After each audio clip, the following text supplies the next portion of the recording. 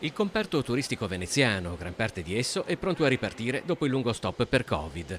Per il maggior settore dell'economia cittadina non si tratterà di un percorso facile, ma al di là della fama e dell'enorme patrimonio storico e artistico di Venezia, addetti ai lavori come gli albergatori contano anche sul traino dei grandi eventi internazionali. Io penso che il 70% sarà riaperto per la Biennale di Venezia, quindi per metà del mese di maggio.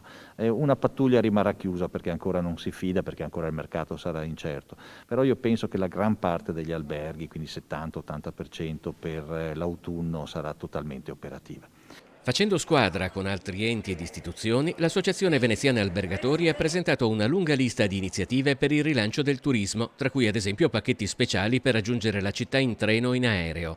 In questi giorni riaprono anche i maggiori musei comunali, statali e privati. L'amministrazione, mentre lavora e di fatto organizza la ripartenza della città, deve altrettanto garantire che la ripartenza sia sicura nel rispetto delle normative e senza colpi di testa. Il virus è tuttora esistente, insomma lo sappiamo, lo stiamo pian piano sconfiggendo, però questo richiede sacrificio da parte di tutti. Quello che noi ci auspichiamo è una seria ed importante campagna vaccinale che dovrà andare a coprire tutta la popolazione italiana e anche veneziana, parlando del locale dove noi ci troviamo, per permettere a tutte le attività, a tutte le attività produttive di ripartire in completa sicurezza e con serenità e con libertà. Difficile prevedere se e quando si raggiungeranno i grandi numeri di visitatori degli anni passati, prospettiva che peraltro non esalta tutti neppure tra gli addetti di settore.